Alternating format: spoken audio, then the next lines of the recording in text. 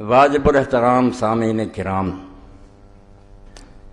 اسلامی سال کا پہلا مہینہ محرم الحرام شروع ہو چکا ہے۔ اللہ کے رسول علیہ السلام نے اس کو شہر اللہ المحرم فرمایا کہ یہ اللہ کا مہینہ ہے۔ مہینے سارے اللہ کے ہیں،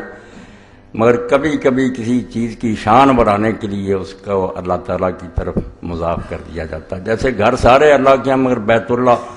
اونٹنیاں ساریاں اللہ کی ہیں، صالح علیہ السلام کی اونٹی ناقۃ اللہ، تو اللہ نے اس مہینہ کو فضیلت بخشی ہے، اس لیے اللہ کے رسول علیہ السلام نے صحیح مسلم میں ابو ہریرہ رضی اللہ عنہ کی روایت میں اس کو شہر اللہ المحرم فرمایا کہ یہ اللہ کا مہینہ۔ لوگ یہ چاہتے ہیں اور ایسا ہی کہتے ہیں کہ ساری دنیا کی قومیں جو ان کا سال خوشی سے شروع ہوتا ہے، اور وہ خوشی تو آپ دیکھ ہی رہے ہیں جیسے عیسائی لوگ مناتے ہیں، اور ان کی تقلید میں ہم بھی اب لگ پڑے ہیں ہوٹلوں میں شراب اور زنا اور ڈانس وغیرہ۔ یہی ہونا چاہیے، مگر یہاں ان لوگوں کی توقع اور امید کے خلاف کہتے ہیں کہ نہیں، مسلمان رونے دھونے میں لگ جاتے ہیں، نیتیں بد ہیں۔ یہ نہیں کہ کوئی نیک نیت سے یہ کہتے ہیں کہ خوشی سے سال شروع ہونا چاہیے، اصل میں ان لوگوں کے سینوں میں رسول اللہ صلی اللہ علیہ وسلم کی اولاد کے بارے میں بغض جو ہے وہ جم چکا ہے، اور وہ ان کی زبانوں سے بھی باہر آتا ہے، اور کتابوں پر کتابیں بھی یہ لوگ لکھ رہے ہیں۔ کوئی چھپی بات نہیں رہی کہ ایک طوفان بدتمیزی ہے جو برپا ہے۔ آپ اگر رسالوں کا اور کتابوں کا مطالعہ کریں تو حیران ہوں گے کہ حسین رضی اللہ تعالیٰ عنہ صرف کربلا میں شہید نہیں ہوئے، اب بھی مظلوم ہیں۔ تیروں کی اتنی بارش ہو رہی ہے کہ آدمی حیران ہوتا ہے کہ یہی لوگ جو کہتے ہیں یہ کوئی دینی مسئلہ، اگر یہ دینی مسئلہ نہیں کیوں محرم آتے ہی ہر رسالہ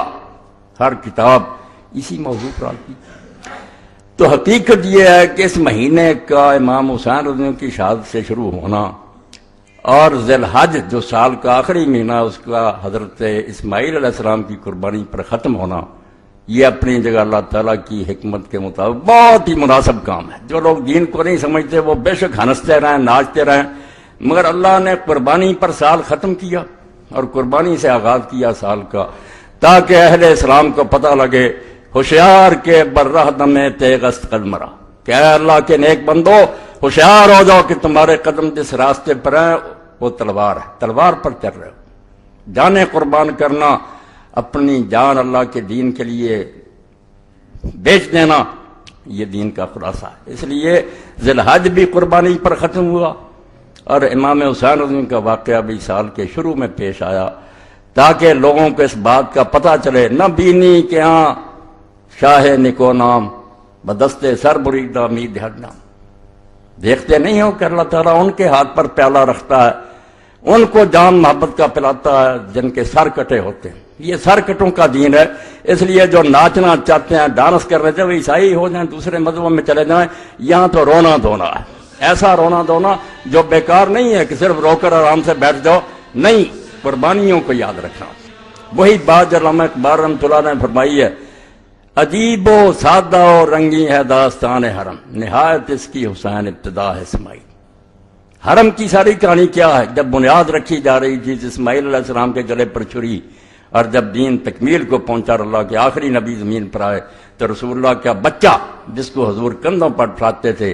نماز میں سجدہ لمبا کر دیتے، اس کی خاطر اس کی شہادت کا واقعہ پیش ہے، تاکہ لوگوں کو پتہ چلے نہ بینی کیا شاہ نکو نام بدستے سر بریدہ امید۔ اسلام پر چلنا چاہتے ہو نا تو یہ حجروں میں بیٹھ کر اور تسبیحیں گما کر اس دین پر نہیں چلا جا سکتا۔ یہ دین جان مانگتا، اور جان بھی ان بندوں کی مانگتا ہے۔ لوگ حیران ہوتے ہیں اللہ کے نیک بندوں کو کیوں مشکلیں پیش آتی، اور الٹ نتیجہ نکالتے ہیں کہ اگر وہ نیک ہوتے، اللہ کے پیارے ہوتے، کیوں مارے جاتے۔ بالکل غلط بات۔ انبیاء علیہ السلام قتل ہوئے ہیں، حالانکہ دیکھنے کی بات یہ ہے کہ آپ جب قربانی دیتے ہیں تو قربانی کے لیے وہ جانور تلاش کرتے ہیں جو بے عیب ہو، بے عیب جانور۔ تو ہمارے چھانٹنے میں تو غلطی ہو سکتی ہے، مگر جو قربانیاں اللہ اپنے لیے پسند کرتا، انبیاء علیہ السلام اور صالحین کی، وہ نیک لوگوں کی، اللہ بالکل ان لوگوں کو اپنے راستے میں جان دینے کی توفیق ہی نہیں دیتا۔ جن میں عیب ہوتے ہیں، خامیاں ہوتی ہیں، ان کو مردود ٹھہراتا کہ جاؤ دنیا میں عیش کرو، مزے کرو، کسی حکومت کے کاسا لیس ہو جاؤ، پیالے چاٹو اور دانش فروش بن جاؤ۔ میں دو لفظ بولوں گا، دانش فروش۔ جیسے آج ان کی بہت بڑی تعداد ہے، پڑھے لکھے ہیں، دانشور ہیں، خطیب ہیں اور صحافی ہیں، علم بیچ رہا ہے، وقت کے حکمرانوں کو خوش کرنے کے لیے دلیلیں کر رہا ہے، اور اس کے مقابلے میں امام حسین رضی کا قافلہ یہ جان فروشوں کا قافلہ، وہ دانش فروش ہیں، علم بیچ رہے ہیں، یہ جان بیچ اللہ کی راہ میں کہ جو ہو سو ہو، ہم حق کو مانیں گے، کسی طاقت کے سامنے سر نہیں جھکائیں گے، اس راستے میں جو پیش آئے سو پیش آئے۔